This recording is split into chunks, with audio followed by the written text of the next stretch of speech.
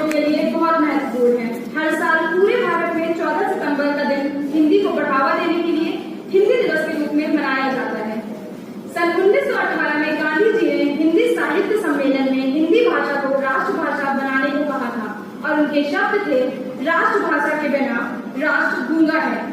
14 सितंबर 1949 में संविधान सभा में एक मत से यह निर्णय लिया कि हिंदी भारत की राजभाषा होगी।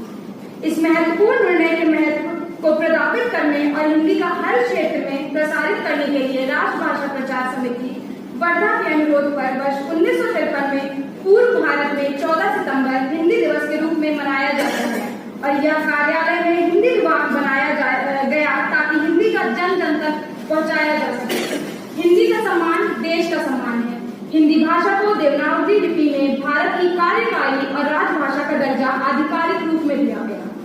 भारतीय संविधान में भाग 17 के अध्याय की धारा 343(1) में हिंदी को संघ की राजभाषा का दर्जा प्राप्त है और इस प्रकार कथित है, संघ की राजभाषा हिंदी और लिपि देवनागरी होगी।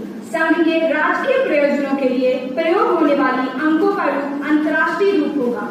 हिंदी दिवस का दिन वह दिन होता है जब हम अपनी राष्ट्रभाषा हिंदी का प्रचार और प्रसार करते हैं तथा हिंदी के प्रति सम्मान प्रकट करते हैं। हिंदी का इतिहास लगभग 1000 वर्ष पुराना है और भारत में 1949 से हर साल 14 सितंबर को हिंदी दिवस मनाया जाता है। हिंदी विश्व की प्राचीन और समृद्ध भाषा है और इस भाषा को विश्व में सबसे ज्यादा बोले जाने वाली तीसरी भाषा के रूप में मान्यता प्राप्त है। हिंदी हिंदुस्तानियों की पहचान है। माना आज के आधुनिक युग में जुड़ने के लिए अंग्रेजी भाषा सीखना बहुत जरूरी है, लेकिन हमें अपनी राजभाषा तथा मातृभाषा हिंदी को नहीं भूलना चाहिए। सभी को अपनी राष्ट्रभाषा का आदर करना चाहिए। हमें हिंदी है, हम वतन है, नारी का सम्मान करना चाहिए। हम सबका अभिमान है हिंदी, भारत की शान है हिंदी। आप सभी को एक बार फिर हिंदी दिवस की बहुत बहुत बधाई। धन्यवाद।